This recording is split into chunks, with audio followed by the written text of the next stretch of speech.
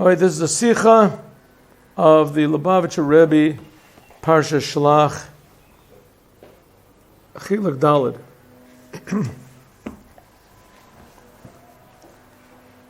But Parshat Shlach, in this Torah reading of this week, which is called Shlach, at least in Israel it is. Misaperet HaTorah ki amaraglim omru. The Torah tells us that the spies, the scouts, that Moshe sent in to scout out the land of Israel before the Jews went in, Ubakach hifchidu et bnei Israel, and with this report they scared all the Jews. What did they say? She'i afshar lichvosh et Eretz Israel, that we cannot conquer the land of Israel. Because the people are strong, Yeshiva Ohr that are living in the land of Israel. Homer.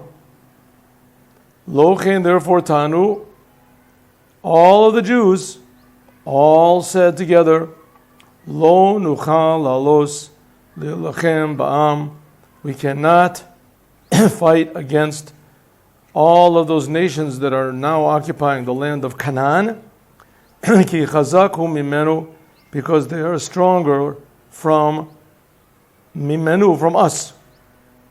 The rabbis tell us, Shemuraglim Tanu, that these spies said, Yeshiva Ohr, that the inhabitants of the land are not just stronger, mimenu from us, mimenu from the Kodesh Baruch Hu, from God.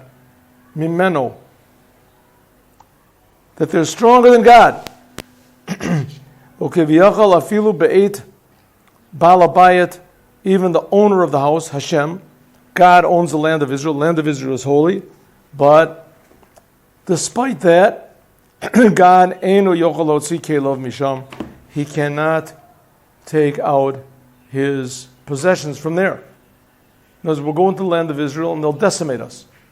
We'll get destroyed. Okay, this is, at first glance, seems to be pretty foolish. I mean, God took the Jews out of Egypt. He saw that they decimated all of the Egyptians with 10 plagues. He brought them water from heaven. He split the sea. He gave them bread from heaven. But water from a rock, and bread from heaven. And He protected them, these clouds of glory, on any kavod, that they were protecting them from all sides. How in the world did they all get the idea that if they go into the land of Israel, God is not going to protect them? And God commanded them to go in. God says you have to go in. That was the whole reason they got out of Egypt, to receive the Torah and to go into the land of Israel. That's the whole point. Why in the world did they think that all of a sudden God made a mistake here?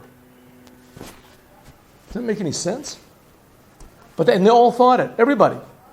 It wasn't just like there was one little group of, leftist philosophers or something, or religious fanatics that said, let's stay in the desert, we're not going to go in, or something. Let's talk about all of the people, all the different types, all the different attitudes, the different personalities. They all agreed all together, we're not going in to the land of Israel. It's too strong. The spies came back and they told us, we can't go in. Where did they get this from? Call Sipuri Torah, all the stories of the Torah. Hey Mari Horoa Avorenu, they are a teaching for us. Pavodasenu, to teach us Bakal Dor Vador, every generation. Yesh Efo Lavin, we can understand. We can understand. We must understand. Mahi Horoa, what is the teaching? Misipro Moraglim, from this tragic and embarrassing story of the scouts, Moraglim. They call them the spies. the scouts. Okay, just for those people who don't know what we're talking about over here, the Jewish people, they got out of Egypt, right, like 2,448 years after the creation of the world. 2,448 years after the creation of the world, and they got out of Egypt. And 50 days later, they received the Torah. And the whole purpose was supposed to be they were supposed to go into the land of Israel and make a holy place, and Moses was going to go with them, and etc.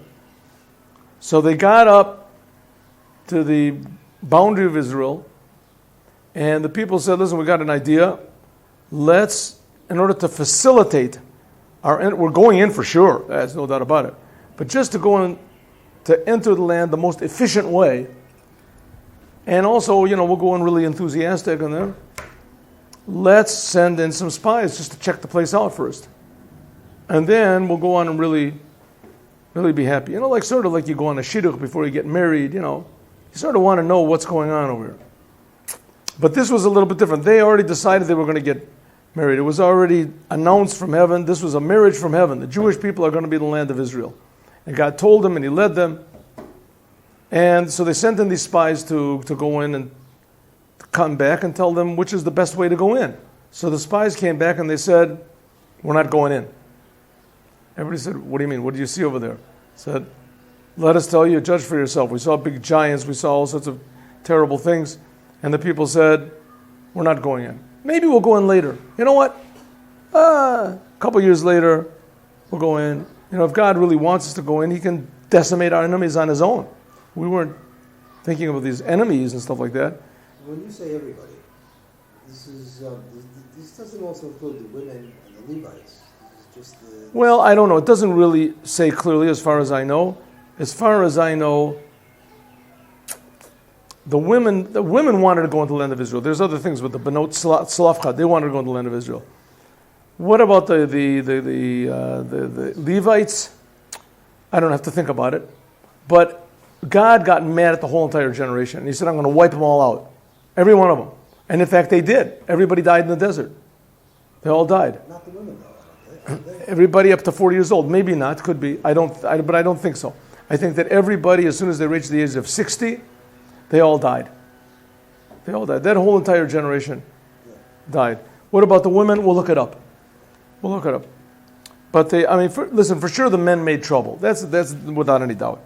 And all the men made trouble. The question is, did the women join them? Maybe the women should have stopped them. But in any case, Amnam Basipar Meraglim, the story of the Meraglim comes, Letikun, to fix up, Bechi Ledoros. It's true, it is fixed up a little bit by the fact that we cry every year on Tisha B'Av. Shabbat Katotza'ah Mitanoseim. Every year on Tisha B'Av we cry because of the destruction of the temple, because that's when the spies came back. They came back on Tisha B'Av. So we cry every year. So that sort of fixes it up a little bit. That tells us what to do. El l'shem kach hari einu chashuv l'dat kol ha'prat yatainos. Just for this, we don't have to know all the different. The spies came back and they said that there's big giants over there, and there's also the Nephilim are there. And why go into all these details about how scary the people are? Just the spies could have come back and said, listen, don't ask questions, we're not going in.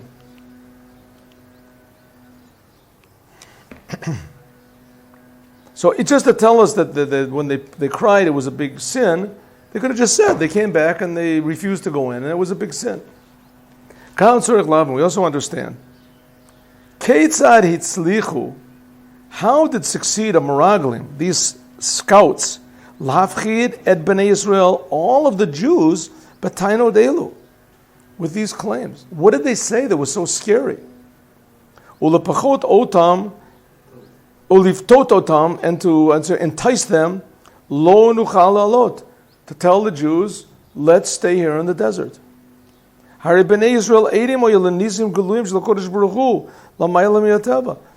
the Jewish people, they saw the big miracles. Not only did they see the miracles, they were standing there on the border of the land of Israel because of the miracles.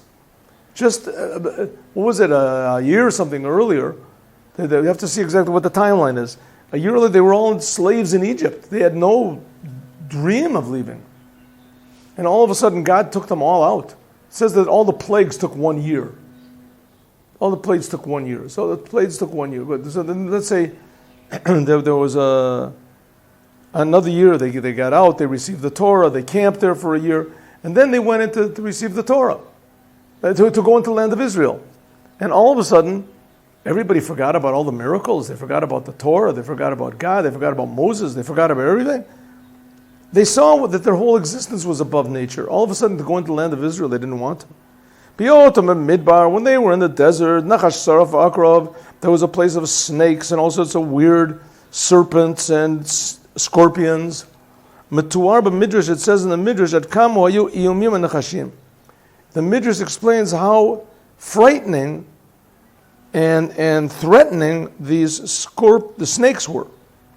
The serafim, the serpents were, and the akrovim, and the scorpions.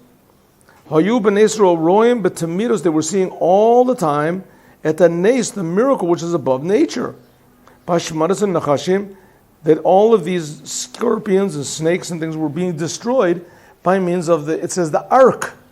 The ark, the holy ark, went in front of them 3 days in front of them, and also the ananei kavod, and also these clouds of glory protected them. So they were seeing these huge, massive scorpions and snakes and weird centipedes and whatever, the spiders and things like that. They were falling on the wayside. So, kach gam b'shmirat b'nei Yisrael min hara, also to protect the Jews from all bad things, the heat. V'kach gam b'nogea l'hashpaz hatov, and also that God gave them incentive every day. Yom yom, every day came down the man. Every day came down this bread from heaven. Shato mayim, they drank water from the well of Miriam, a big huge boulder that used to go with them everywhere. Shakol elu hari karuchim hayu b'nisim galuyim. All these were big miracles. For Rabbi, there were a lot of big miracles. It wasn't just God gave them one big miracle. Each one was different.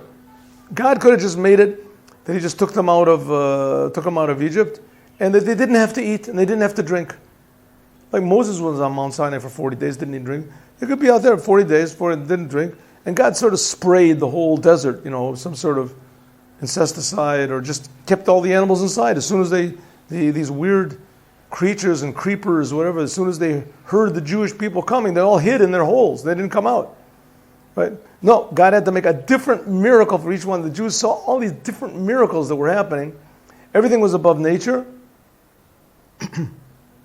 Calls all this This was all relevant to what happened with the Jews when they were in the desert. They also saw the victories which were above nature when they fought with other nations. For instance, when the Egyptians ran after them, when they left Egypt and they were on the Yam Suf, what happened? God Himself fought with them, split the sea, and drowned all of the Egyptians in it, of the Egyptian army. He split with us, Kriyat Yam Suf. The splitting of Yam Suf was one of the biggest miracles that ever occurred in the history of the world. Until the rabbis even say, Kasha, that it was hard for God to split the sea. Why was it hard? Because the Jews weren't exactly deserving, and etc., and all the different reasons. But nevertheless, God did big miracles for the Jews no matter what state they were in. And all of these things, Lo nizkaku b'nei Israel emunah. The Jews didn't have to believe in God. They didn't demand for them belief. You have to trust in the Lord, throw yourself out. They didn't have exactly the opposite. God gave them everything. They didn't put themselves in danger. Elora'u, they saw it with their own eyes. They saw the splitting of the sea. They saw bread come from heaven. They saw water come from a rock. They saw that they were being protected from these weird snakes and things like that. They saw it every day, all the time. Im kain, if so, hari yaleim lahavin. So they should have understood. Shekashem shasayim mama kodesh baruch hu, just like God made miracles with them in the war of Egypt. Kach yaseh itam, God will fight also for them with the people of Canaan. All of a sudden, Canaan, God's not going to beat them. Why? Why did they think that? It doesn't make any sense. Because the spies went in and they came out and they said, no, they're too strong for us. What, they really think they know God so well? Let's say that the people in Canaan were really stronger than the people in Egypt. No, so you could say God didn't show us all of his powers yet. But if God told them to go, so they should go. What's the problem? Doesn't understand. Hapela gadol yoter, even a bigger wonder. Shegam kasher kalev ityatsev negdam. Even when Kalev stood neged the Jewish people and said, Lidchot tanatam uraglim, to say that these spies are making a big mistake, they're trying to fool you. The whole purpose of the Jewish people is to go into the land of Israel. Kalev stood over there. Lo evi kahochacha et anisim shitrachshu b'yatziv Mizrayim. Finally, Kalev stood up and he said to the Jewish people, hey, Jews, you're doubting God's power. God took you out of Egypt. God gave you, and list the miracles that God did for them. No, Kalev didn't do that. When Kalev stood up, what did he say? Very interesting. What did he say? He said, Ale na'ale v'yarashna ota. Let us go up and defeat it.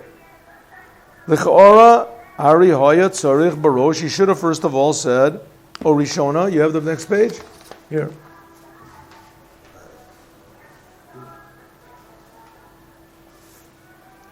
L'holchiach. He should have first of all proven she'ein livnei Yisrael achshosh. The Jews don't have to worry. Mi'azam, how strong the people are. Hayoshev b'Canaan, because of the miracles that happened in Mitzrayim and the Midbar. What's happening over here? What did Kalev say? It says that Kalev stood up and he tried to quiet the people down, and he said, "Let's go up. Let's conquer the land." Why did he say that? I mean, he should have said, "Hey, everybody, are you really serious? If you've forgotten the miracles that God did for us, God will do more miracles. Don't worry." Right? He didn't use any logic at all. Kalev stood in front of the people and he said, "Let's go and let's conquer the land." What type of a speech is that? Right? Huh?